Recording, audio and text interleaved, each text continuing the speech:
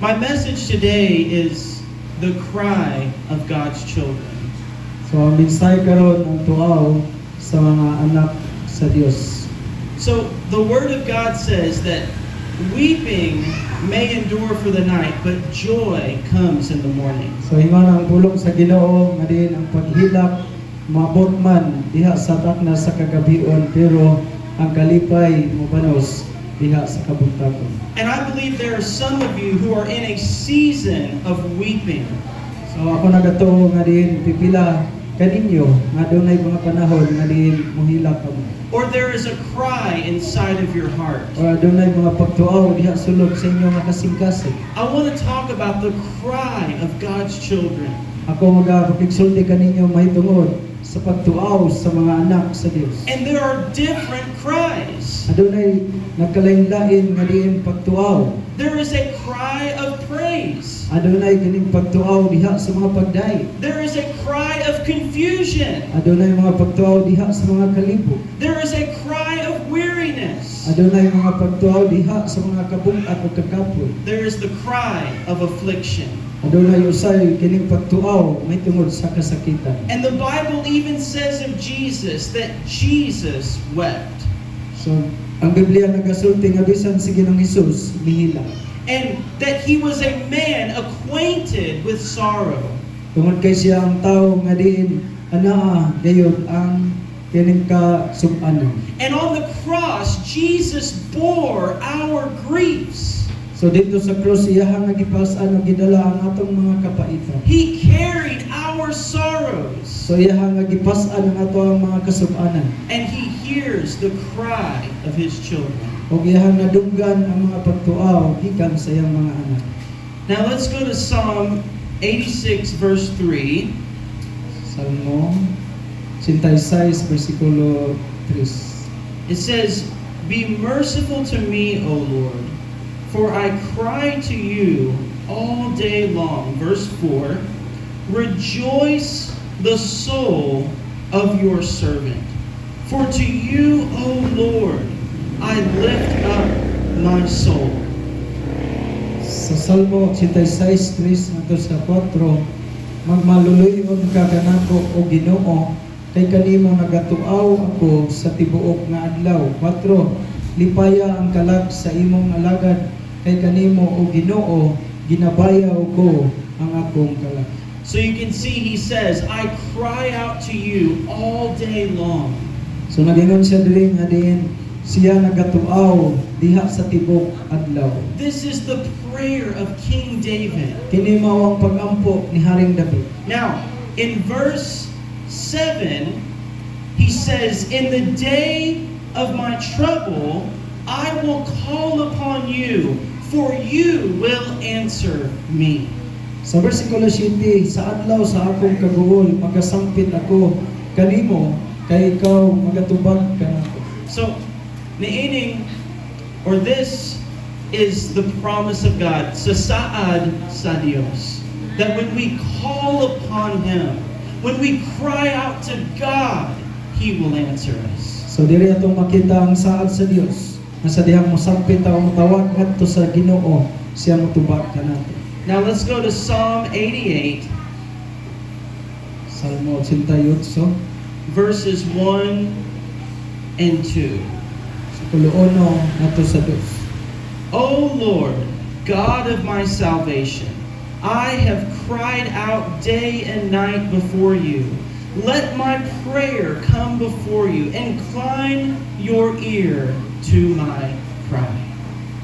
Salmo 88:1-2. O Jehova, ang Dios sa akong kaluwasan, sa adlaw o gabi nagatuaw ako sa tubangan mo.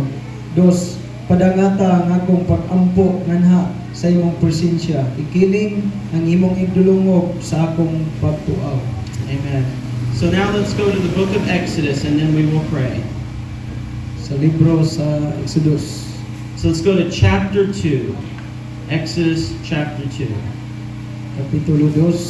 And we're going to start in verse 23 hangtod 25 and then we will pray. So, kinsa mo ba sa Exodus 2:23 hangtod 25?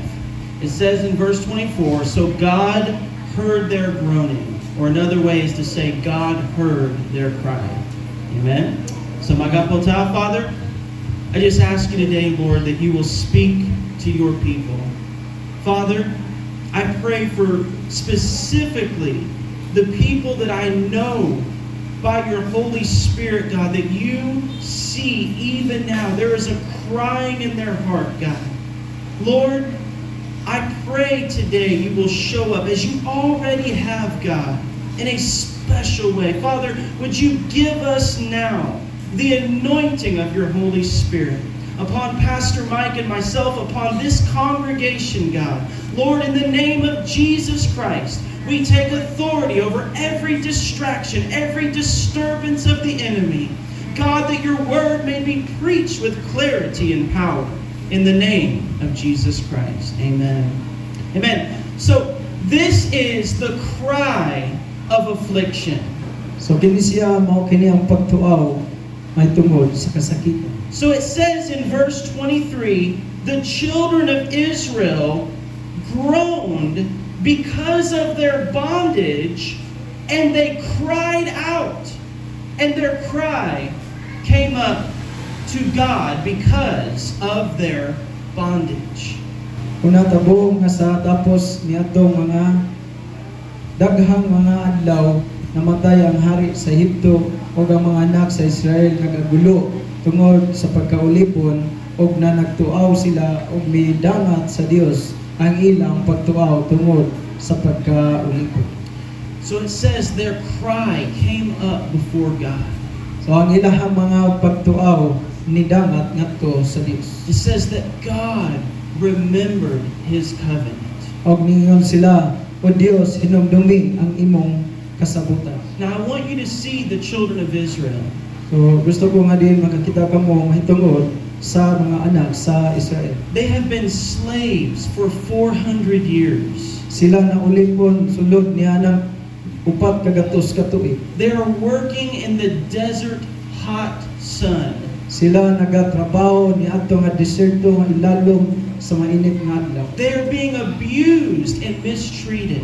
Og din sila giabusahan og dili maayo ang ilahang nga pagtrata. They are foreigners in a strange land.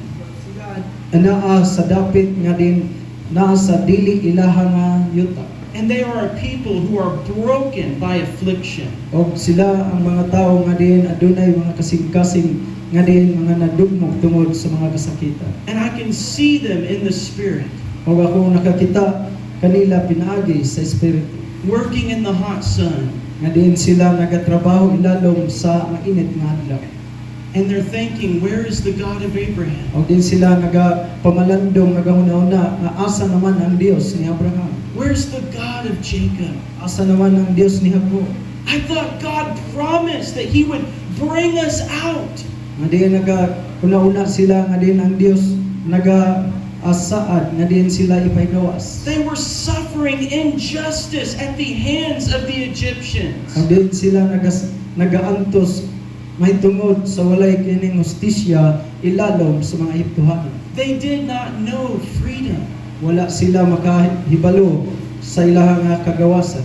And they're thinking, does God remember us? O din ilang gahuna-una sila nga din ang Dios na hinumdum baka kanato. But it says their cry came up before God. O diri nagasulti nga din ang ilahang mga pagtuaw midangat diay ngadto sa Dios. Verse 24, so God heard their groaning, and God remembered His covenant, iyang saad, with Abraham, Isaac, and Jacob. So diri sila nag-agulo, nagbagho og ilaha nga na kaplagan nga nahinumduman ang pagkasabutan nga gihimo sa Ginoo may tungod ni Abraham ug ni Jacob. God is a merciful God. Dios siya usa ka malaluyon nga Dios. He loves us. Siya nahigugma kanato. And He saw them the whole time. Og siya nakakita sa kinatibuk-an sa kapanahonan. His eye was on His people. Ang iyahang nga kining mga mata anaa gayud nakatumong sa iyang mga katawhan. And He heard their cry.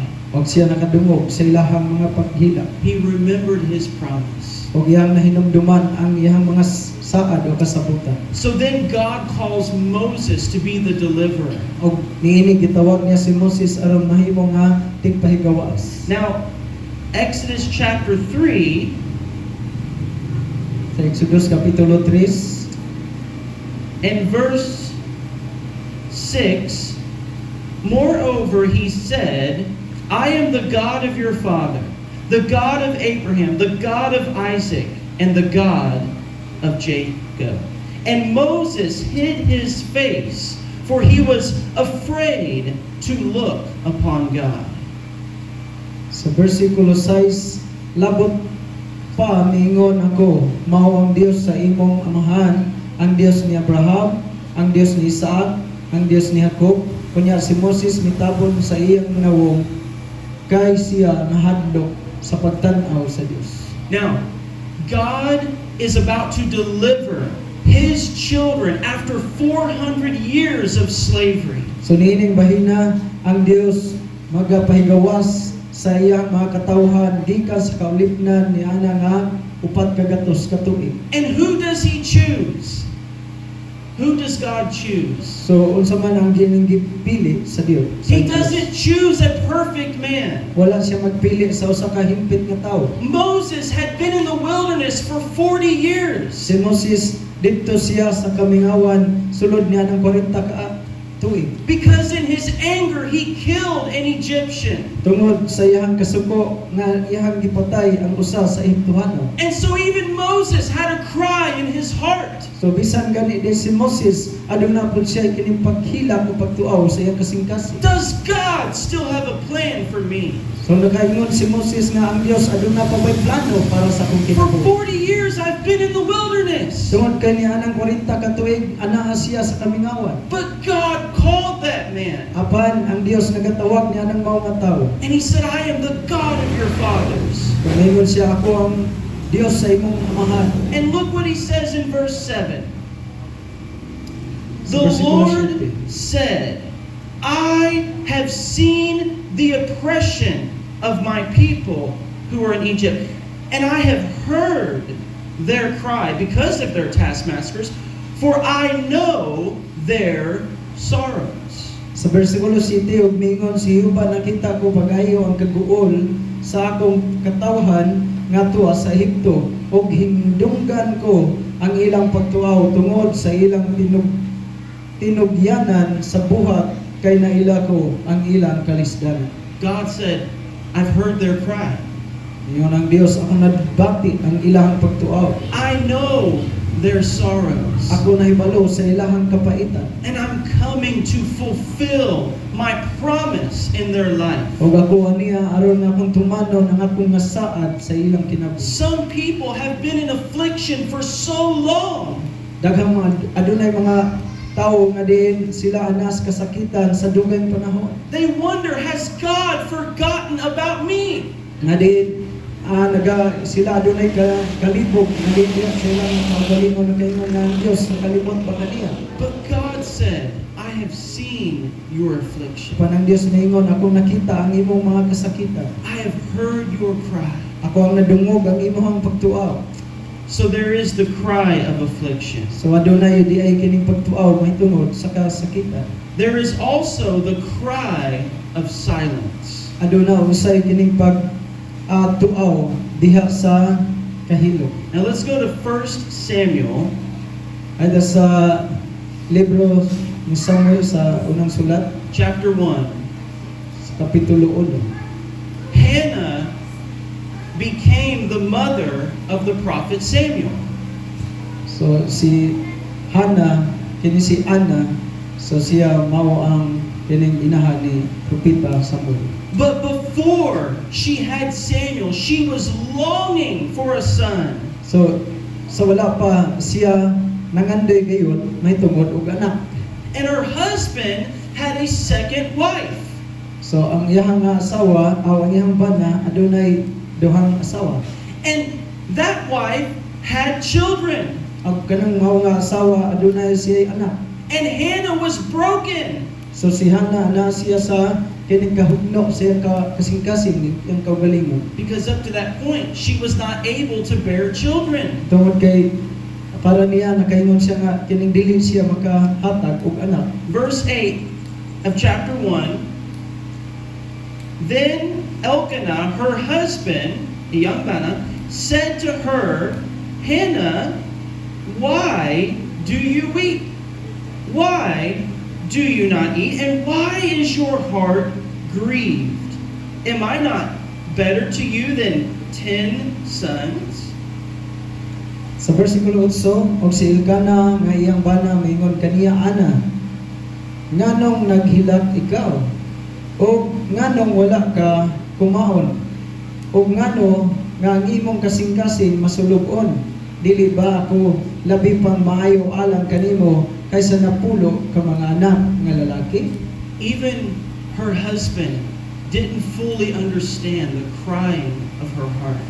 Bisan pa ang iyang bana, wala gayud niya matugkad o wa niya masabti unsa ang kining pagtuaw diha sa sulod sa kasing-kasing sa iyang asawa nga si Hannah. Have you ever had a season where you had a burden but you felt like nobody can really understand the weeping of my heart? So nabapoy panahon nga diha sa iyong mga kaugalingon nga walay nga din ang uban wala makasabot unsa di ay ang naa sa imong mga kasing-kasing unsa imong gituaw.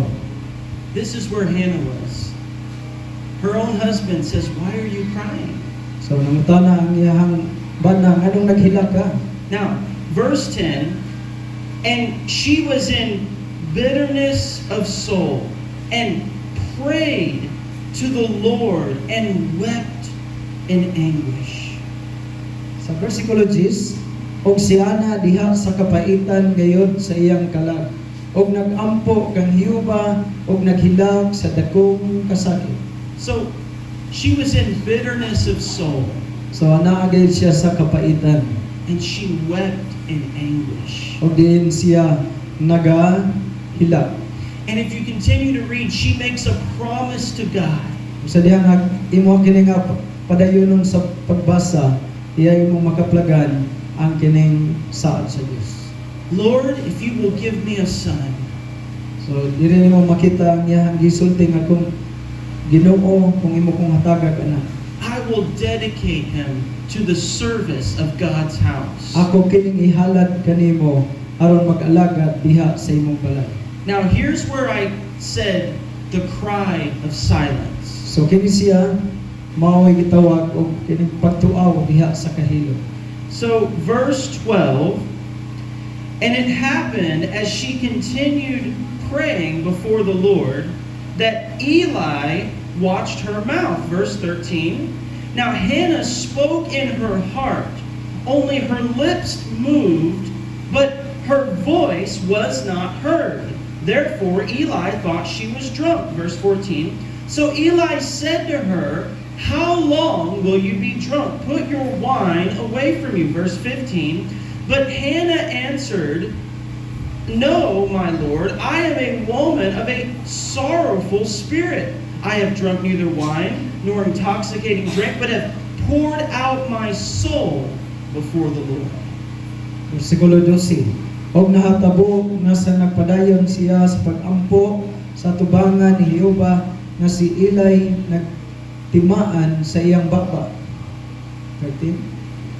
13 and 14, or 13 through 15. Karon si Hannah namulong sa iyang kasing-kasing, ang iya lamang mga ngabil ang nagaliho.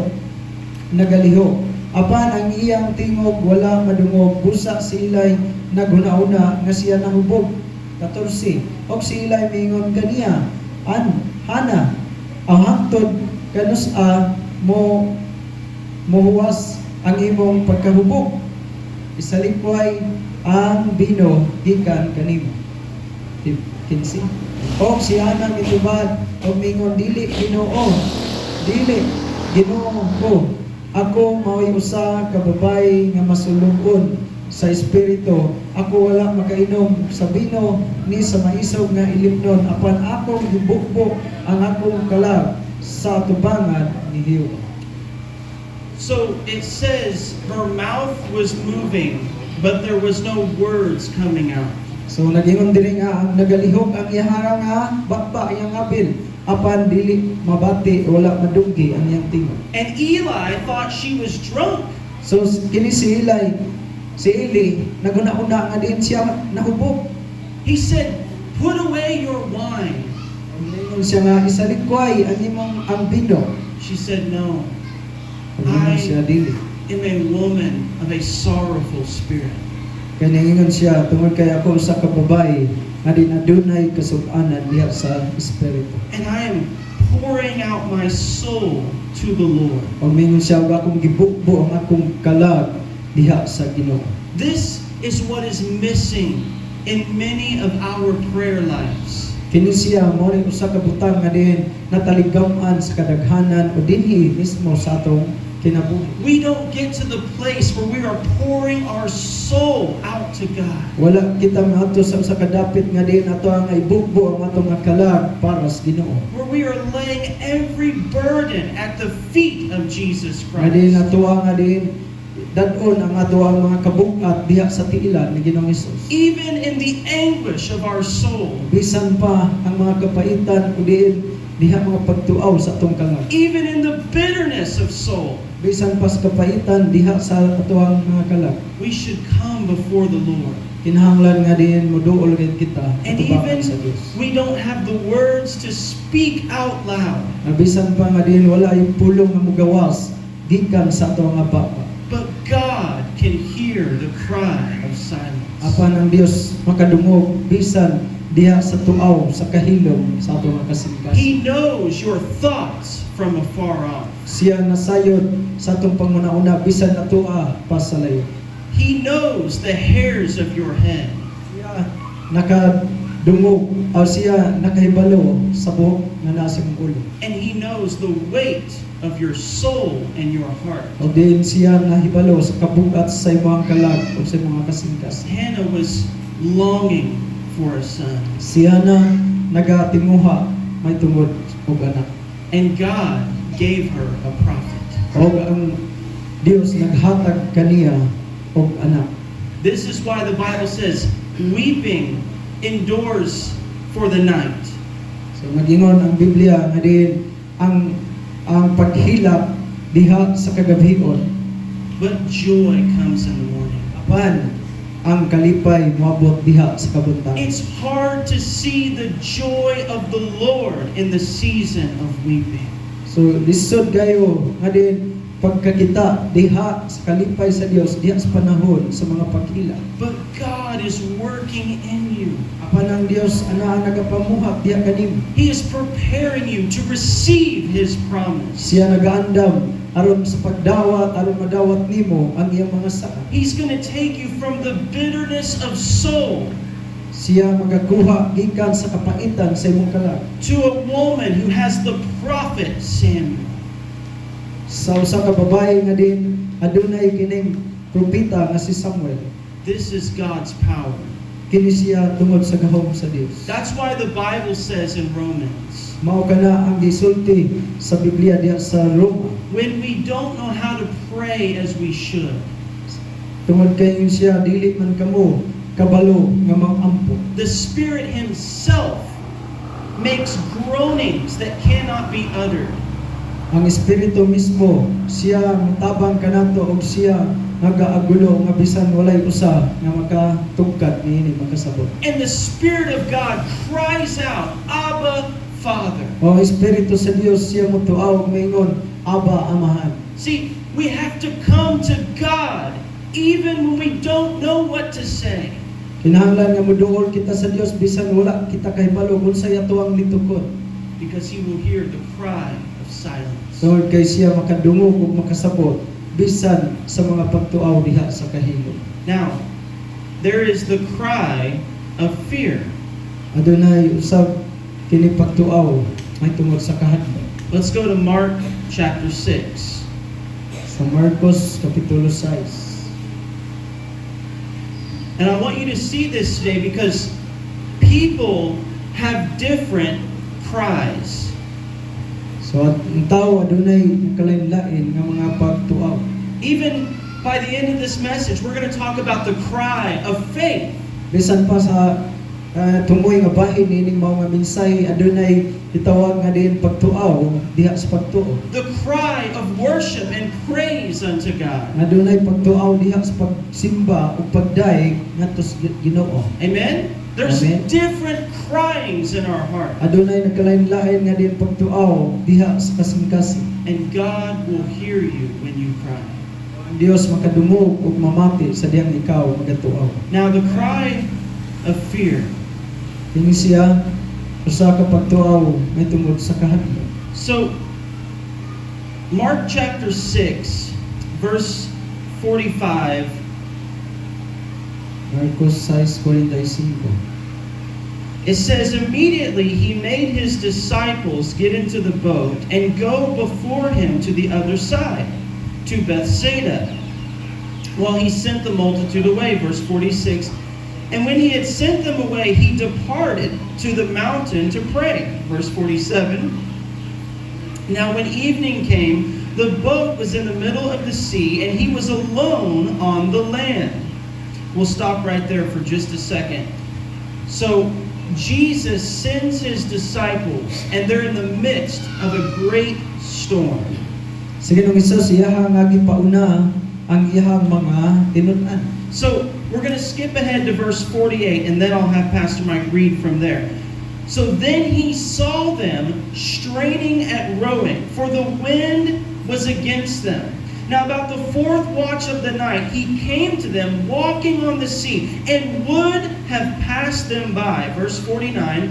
And when they saw him walking on the sea, they supposed it was a ghost, and cried out. Verse 50. For they all saw him and were troubled, but immediately he talked with them and said to them, Be of good cheer, it is I, do not be afraid. So, 48 through 50. 48 at 50. Kung nakita niya sila nga nagkalisod-lisod sa paggaod kay sumsumon man ang hangin, o sa may kaupat nga hugna sa bantay sa kagabhion, kanila miadto siya nga nagalakaw ibabaw sa tubig. Tuyo unta niya ang paglabay kanila 49 apan sa ilang pagkakita kaniya nga naglakaw ibabaw sa tubig, ilang gidahom nga siya abak og sila nanyagit. 50 kay silang tanan nakakita man kaniya og nangalisang sila apan diha kanila misulti siya nga nagtingon, salig kamo, ako kini, ayaw kamo kalisang. Amen. So this is the cry of fear. So mao kini ang singgit o tuaw sa kahadlok. This was not a cry of faith. Dili kini siya tuaw diha sa pagtuo. They thought this was a ghost walking on the water. So naguna-una sila nga din abak nga ning naglakaw ibabaw sa tubig. They were in the middle of a storm. Nga din naa sila taliwala sa bagyo unos. And yet God had mercy. O ang Dios adunay kaluoy. It says in verse 48, he was walking on the sea, and he would have passed them by. So diri sa 48 siya naglakaw ibabaw sa tubig ug iyahang nga tuyo nga din mulabay lamang unta kanila. It says he would have passed them by. Og nagingon siya nga din gusto niya nga mulabay ra kanila. But the next verse says they cried out. Sa sunod nga bersikulo nagaingon og sila naninggit. And Jesus had mercy on them. Og ngayon sila, Jesus, kaluy kami. He said, do not be afraid. Og ngayon si Ginoong Jesus, ayaw ka mo kahadlok. It is I. Kaya ako kini. Be of good cheer. Nga din, anaa pagmaayo ka mo. See, even the times where you're not the strongest in your faith, Nga bisan sa panahon nga din, adun dili ka makusgan mo sa imong pagtuo. God still loves you. Ang Dios na pabiling na higugma kanimo. They were not in faith. Kini sila wala sa pagtuo. They were looking at a ghost. Ilaha nga paglantaw nga kining abak but they had a cry in their heart. Apan aduna sila tuaw, silang kasing-kasing. And God heard their cry. Kung ano sila diya kining extension o nanay, kung anong extension. Amen. So, I want you to hear that, because even those times that we don't walk perfectly or perfectly in faith, God still loves us and He sees the cry of your heart. Bisan anay panahon wala ta maglakaw diha sa higpit sa pagtuo, apan ang Dios nakadungog gyapon sa atong pagtuo. God wants you to walk in peace. Kung gusto Dios nga diyan maglakaw ta diha sa kalinaw. He wants to be God to you, So gusto siya nga diyan mahimo siyang Dios diha kanimo. but you have to come today. So Amen? ginahalan nga muduol kita. So, there is the cry of fear. And then, there is the cry for help. So sunod adunay pagsinggit mahitungod sa pangayog tabang. So this same story, Mga sugilanon in the Gospel of Matthew, diya sa kining ebanghelyo ni Mateo, Peter begins to walk on the water. Pedro nigsugod siya sa pagtikang paglakaw ibabaw sa tubig. But he focuses on the storm and he takes his eyes off of Jesus. Apan siya nakatumong diha sa kining mga balod o na himulag ang iyang panglantaw ngadto kang Ginoong Hesus. And the Bible says he began to sink in the sea. O ang Biblia nagasulti nga siya nagasugod sa pagkaunlod. But he cried out, Lord, help me. Tabangi, O Dios. Tabangi, no. Help me, God. Amen. That's the cry for help from God. Mao kana ang kining paghilak pagpangayog tabang at See, the Lord will give you a helper, the Bible says. Biblia nagasulti nga ang Dios maghatag kanimo magtatabang. The Holy Spirit is our helper. Kaya ang balang espiritu siya mao ang atong magtatabang. And in the midst of a trial, Diha sa taliwala sa mga pagsulay. in the very moment, Og diana gayon nga kining taknaa. we can cry out for the help of God. Og makahimo kita pagtuaw para sa pagpanabang gikan sa Ginoo. And He will show up in a mighty way. Og diin kini siya iyaha gayon nga magpakita niya ang kahibulungan makusganon nga paagi. So Peter cried out, Lord, help me. Si Pedro tuaw mingon, Ginoo tabangi ko. Lord, save me. Ginoo luwas ako. Amen. Amen. And then the cry of faith. Sunod is pagtuaw diha sa pagtuo. Luke chapter 18, Sa Lucas kapitulo 18, verse 35 35. through 40. 35 through 40. We'll start there. I'll let Pastor Mike read. Okay. Sa Lucas 18:35 ngadto 40, o sa nagkaiduol siya sa Jericho diha sa daplin sa dalan, naglingkod ang usa ka buta nga nagpakilimos. 36, o sa nadumog niya ang pagpangagi sa panon sa katawhan, siya nangutana kung unsa kadto. 37, o siya gisugdan nila nga nagingon, si Jesus nga Nazaretnon anaa nagaagi. 38, og siya misinggit nga nag-ingon, Jesus, anak ni David, kaluy-i. 39, og siya gibadlong sa mga nanaguna sa pagpahilom kaniya, apan siya misamot pahinuon sa pagsinggit nga nag-ingon, anak ni David, kaluy-i intaw ako. 40, og si Jesus ni unong og nagsugo nga dadon kini siya ngadto kaniya, og sa nahiduol na siya kaniya iyang gipangutana siya. And then verse 41. Diba? Unsa may buot mong buhaton ko alang kanimo? Siya mitubag, Ginoo, nga makakita ta ako. Amen. So Amen. we have a blind man. A blind man. So ang usa ka buta tawag kanit. And the Bible said Jesus was passing by. O ang Biblia nagaingon nga si Ginoong Hesus miagi And he begins to cry out, Son of David, have mercy on me. Og siya nagsinggit na anak ni David, kaluy ako. This man could not see, Kini mga tao dili makakita. but he had heard about Jesus of Nazareth. Apan iyahang nadungog kining Hesus nga Nazaretno. He heard about this man Iyahang nadunggan kining mga tao who could heal the sick, nga diin mag-aayog mga balatian nga sakiton. who could raise the dead, Nga diin kini siya nagabanhaw mga patay. who could walk on water Nga siya nagalakaw ibabaw sa tubig. and calm the storm with his O word. din iyahang ipahunong ang kining bagyo unos. And he cried out in faith, Lord, have mercy on me. Og siya mituaw nga diin uban sa pagtuo ng ingon, Ginoo kaluy ako. Now, we know this was a cry of faith Kita na sayad nga kining mao nga tuaw ni sa pagtuo. because it says in verse 39 that those who went before warned him and said that he should be quiet. But he cried out all the more, Son of David, have mercy on me.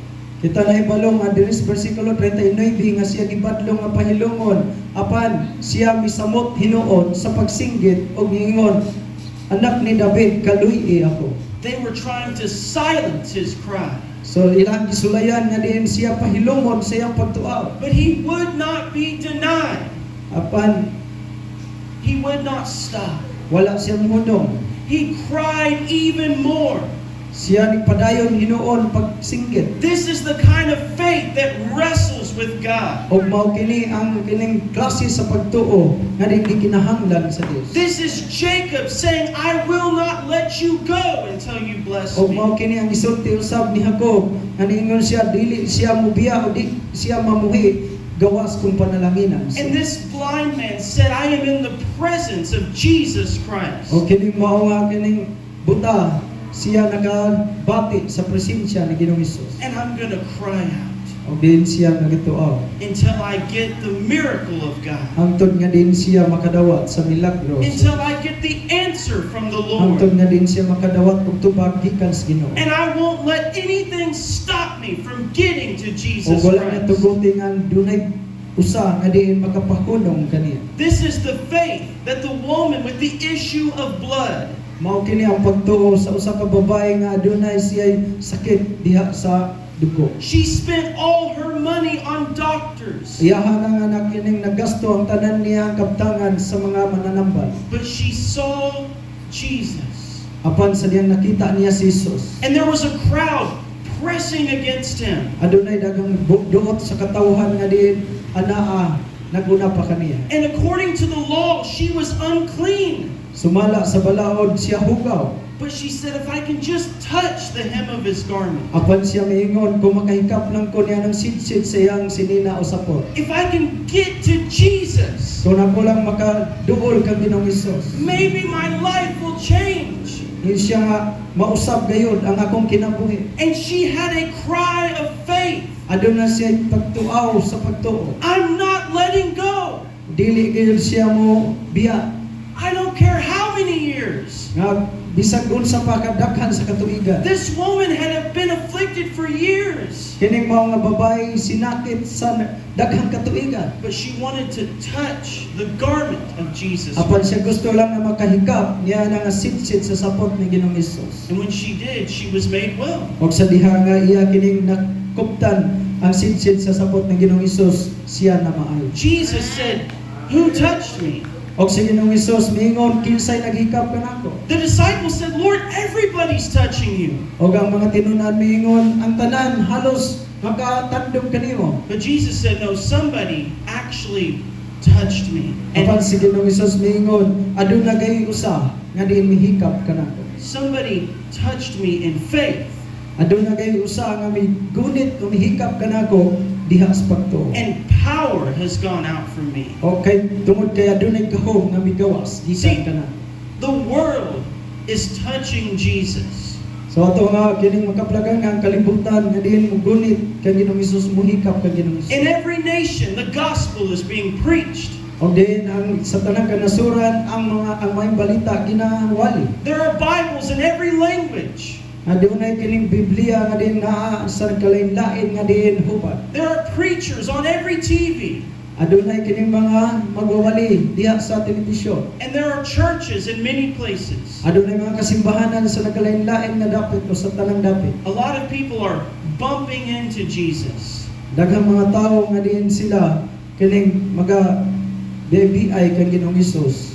But it's only those with the cry of faith that touch the heart of God. Apan kanila nga diin ang ilang nga naa sila'y pagtuo o din naa sila'y pagtuo maulay makahikap makatandog kang Ginoong Hesus. Jesus said, "Your faith has made you well." Og naingon si Ginoong Hesus ang imong pagtuo mao'y nakaayo kanimo. And that's what we need, is a cry of faith.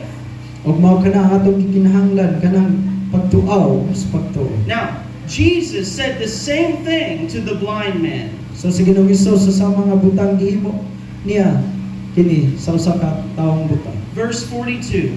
Sa 42. Then Jesus said to him, "Receive your sight. Your faith has made you well." Sa 42 og si Jesus mingon kaniya, makakita ka na ang imong pagsalig nakapaayo kanimo. Amen. Amen. Your faith, your trust has made you well.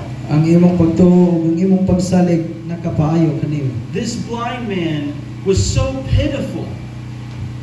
He was so luoy. Oh, so makaluluoy kining mga taong butang. He was a beggar. Kay siya makalilimos man. He had no money. Wala siya kwarta. He was all alone in this world. So siya lang ang niani ang kalibutan. And everyone else said, "Close your mouth." O ang uban ningon nga din, paghilom, hiluman ang imong baba. But he said, "No, if I can just reach Jesus, I know everything will change." O ningon siya, di siya muhunong. Kay kung abot lang siya, makaduo lang siya kang Ginoong Hesus, ang tanan nga mga butang sa iyang kinabuhi. The beginning of verse 40 says, "So Jesus stood still and commanded him to be calm." Sa sinugdanan sa itong nga gibasa, nagingon diri si Ginoong Hesus mihunong o siya gitawag. He was walking along, O siya nagalakaw. and the cry of faith, he stopped right where he was. It says he stood still. O din, tungod sa kining tuaw sa pagtuo, siya mihunong sa paglakaw. And he commanded him to come.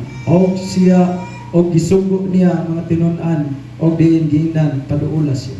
Jesus said, "Come unto me, O diingon si Ginoong Hesus, duol kamo kanako. all of you that are labor and heavy laden, and I will give you rest for your soul." Atan o gikapuyan, papahulayon ko kamo. Today, he is commanding you to come. Karon siya sugo kanimo nga moduol. He has heard the cry of your heart, Siya nakadungog sa tuaw sa imong kasing-kasing. but he says you must come. Mapaningon siya, kinahanglan ka nga moduol. And he says, "What should I do for you? Og niingon siya, unsa may akong buhaton para kanimo? What is the need in your life?" Unsa may gikinahanglan sa imong kinabuhi? Some of you have a cry for the presence of God. Ang uban kaninyo adunay tuaw may tungod sa presensya sa Dios. Lord, I don't want to be dry anymore. Nga diin magaingon ka, dili ko gusto Ginoo nga magpabiling ra kong uga. Some of you have a cry to be used by God. Ang pipila kaninyo na adunay pagtuaw nga dili kamo himong galamiton. Lord, I am willing. O ngayon ka Ginoo ako andam. God has heard your cry. Ang Dios nakabati o nakadungog sa imong pagtuaw. All right, one more scripture and then we will close. Amen? One more scripture. Isaiah 61. Isaiah 61. So, the cry of praise and victory. Kini siya mao'y pagtuaw sa mga pagday o kadaugan. I witnessed this with my wife before. The cry of victory. So ako nakasaksi sa akong asawa sa unang higayon. When God answers a prayer so mightily, all you can do is weep in joy at the goodness of God. Sa diya nga ang Dios magatubag sa imong mga pag-ampo. Gayon nga bagyon kanang kalipay diha sa Ginoo. Amen? Amen. So the cry of victory. So Isaiah 61 verse 3, to console those who mourn in Zion, to give them beauty for ashes, the oil of joy for mourning, the garment of praise for the spirit of heaviness, that they may be called trees of righteousness, the planting of the Lord, that He may be glorified. Amen. Ayun diri sa Isaiah 61:3, aron sa pagtudlo kanila nga nanagbalata dito sa Sion, aron sa paghatag kanila og purong-purong nga bulak nga puli sa abo, ang lana sa kalipay puli sa pagbalata, ang bisti sa pagdaig puli sa espiritu sa kasub-anan, aron sila pagatawgon nga mga kahoy sa pagkamatarong nga ginatanom ni Jehova aron siya pagahimayaan. So, this is where God takes you from the spirit of heaviness. So mao kini ang gisulti sa Ginoo may tungod sa espiritu sa kabugat. The weeping of affliction. Siya hilak bako sa mga sinakit. The weeping in your trial. Kini paghilak diha sa imong kadaugan. And He gives you the garment of praise. O diin siya maghatag kanimo bisti sa pagdayon. And now you have tears of joy. Now karon aduna na kay luha sa kalipay. You have tears of faith. Aduna na kay luha sa pagtuo. And you begin to weep in the presence of God. Og musugod na ka sa paghilak diha sa presensya sa Dios. Because you know that the victory has already come. Tungod kay nakahibalo ka nga ang kadaugan niabot na. You are no longer walking in the heaviness, the spirit of heaviness. Wala na ka nagpabilin nga maglakaw pa niya ng espiritu sa kabugat. But you're walking with a garment of praise. Apan ikaw magalakaw na niya nga dunay bisti sa pagdayon. And He said, I will give you beauty for ashes. Nagingon siya maghatag kanimo og bulak puli sa abo. The oil of joy for mourning. Og nagingon siya ang lana sa kalipay puli sa pagbalata ug pangutan. That's where God wants to bring you today. Ug mao kana ang gidala sa Dios para kanimo karon. I believe by the power of His Spirit Ako nagatuo pinagi sa gahom sa espiritu sa that He can actually lift that heavy burden. ato nga biyaan ang kining mga kabugat. It doesn't mean the trial will go away, but So, your faith and your joy in the Lord will rise. so gusto sa Dios nga diin ang ato nga pagtuo og din kalipay diha sa Ginoo mao'y mapatigbaba. See, that's the garment of praise. Mao kana ang bisti sa pagday. Annalyn mentioned it in Acts chapter 16. Sister Annalyn, yang gisulti may tungod sa kapitulo 16 sa libros mga buhat. When Paul and Silas were in prison, Sa diha nga si Pablo ug si Silas dito sila sulod sa bilangguan. but they were still praising God. Sila nagpabilin nga nagdaig sa Dios. See, your garment of praise is not a perfect situation. It's the God who is perfect. So ang kining bisti diha sa kining pagdaig dili na nga din bisti diha sa unsay mga kining hingpit nga og nindot nga kahimtang. Amen? See, our worship is all about God, not our situation, not how good we are or how perfect our life is. But if we can worship God, the joy of the Lord will be our strength. So ang pagsimba o pagdaig ngadto sa Ginoo wala ni siya magbase unsa kanindot sa ato nga kahimtang.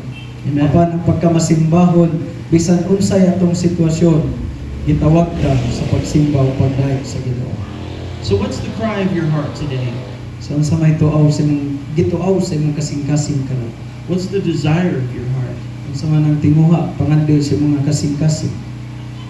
God has heard your cry.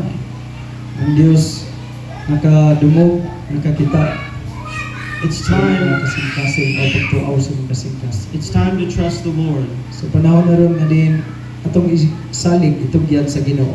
It's time to turn your weeping into the rejoicing of the truth of His Word.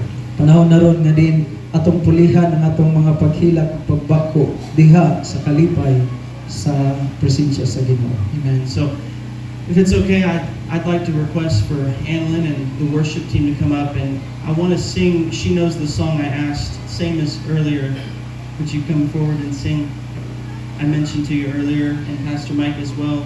And let's take time to cry out to God as we worship.